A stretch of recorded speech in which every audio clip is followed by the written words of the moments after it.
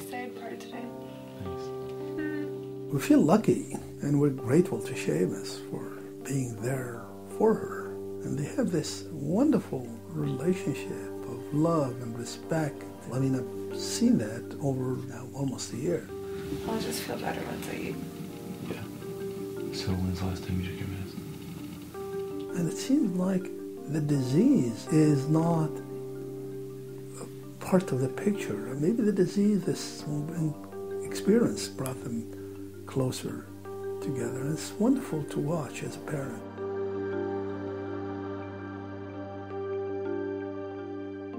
When I was diagnosed, I wondered if this was maybe too much for a new relationship, and I told him, you know, this is not what you signed up for.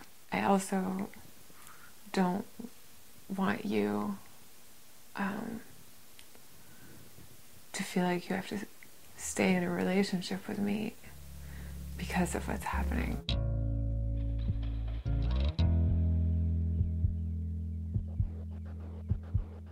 He really stood by me.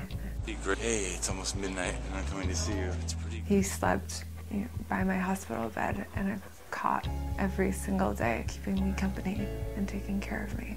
And that was a really amazing and touching thing for me.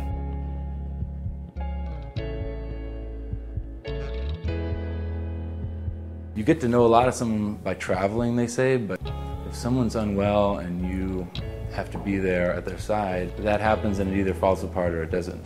It's Thursday, June 15th. I think there's a change that happened when Suleika became sick, in the sense that this is such a powerful thing to happen to someone that you love.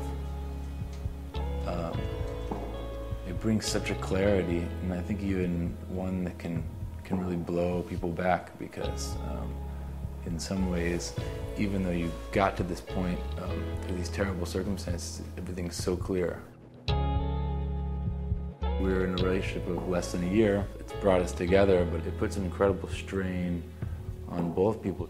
And there was a day when her hair started falling out that was kind of like, whoa, this is gonna get hard. And there we were in the bathroom of her little hospital room, and a lot of her hair had fallen out, but what I think happens to other people and happened to her is that you have to pull out the last bit of your hair. And I had to help her pull out these last clumps of hair on her bald head.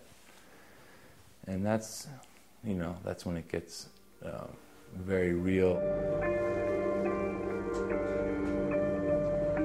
I remember feeling so full of fear and kind of that feeling that you have where you're about to cry, and trying to hold it in, and I'd be in the hospital and have to leave her hospital room. That feeling doesn't go away quickly. You gotta stay away and come back later, and that's also hard.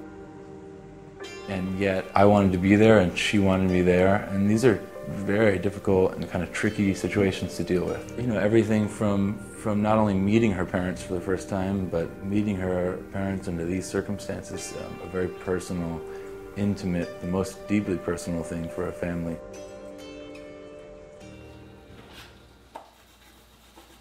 With the news of her diagnosis came Seamus, whom we had never met. She had just started talking about it. It was really that new. It was clear that if she was so happy with Seamus, we welcome him as well. And our house is big enough to have everybody live here. I remember being with Seamus, researching bone marrow transplants, and I saw that one of the permanent side effects was infertility. The big decision for me was about whether I was going to freeze my eggs or to freeze embryos that had been fertilized with my boyfriend's sperm. Felt like a really big step, especially so soon in our relationship. But I think we both could imagine ourselves potentially way down the line having children together. So, I was given a few minutes to make that decision, and in the end I sort of reluctantly chose eggs because it seemed like the safer bet. Illness does weasel its way into every aspect of your life and every relationship, no matter how good it is.